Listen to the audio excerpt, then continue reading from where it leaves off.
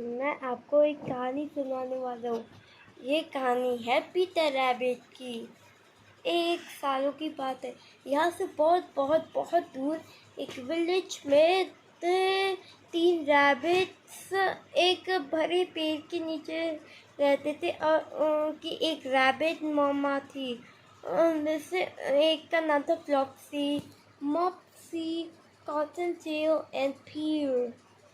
एक दिन mummy market में गई, लेकिन उसने अपने बच्चों से कहा कि तुम मिस्टर मैकग्रेगर के गार्डन में नहीं जाना, क्योंकि वहाँ एक रैबिट जाता है तो वो वापस नहीं आता।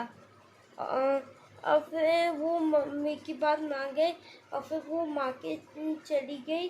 और फिर तीन रैबिट्स ब्लैकबेरी के निकल पड़े।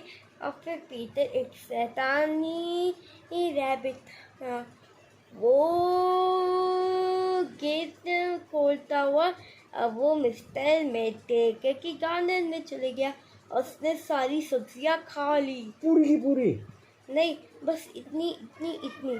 और फिर उसने मिस्टर मैकग्रेगर को देखा और फिर उसने पीटर को देख लिया। और फिर वो पीटर का पीछा करने लगे। ओफो। लेकिन पीटर सेल में चला गया। वहाँ पर हर तरह के खेत बनाने वाले औजार थे। पीटर, हाँ, और पीटर एक पानी डालने वाले जग में छुप गया। वो एक ठंडे पानी से भरा हुआ था, इतना ठंडा था। ओफो, बहुत ठंडा। मिस्टर मैकग्रेगर स्टोरेज में ढूंढ रहे थे, लेकिन पीटर उनको नहीं मिला। तो फिर वो ठंडे पानी से पीटर को इतनी जोर की छींक आई कि उसकी आवाज़ इतनी तेज थी कि मिस्टर मैकग्रेगर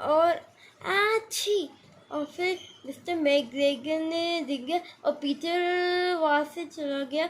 और फिर उसे गेट मिल गया और फिर वो वहाँ से चला गया।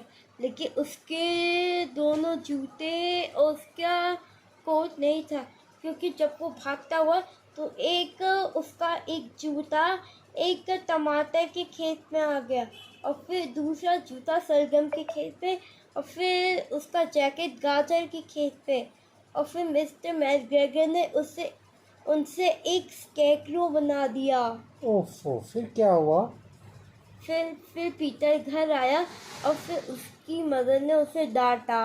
मम्मी ने क्या कहा था? कि तुम आज से ऐसी शरारत नहीं करता।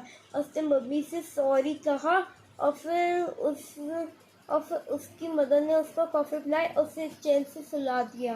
कहानी खत्म? हाँ।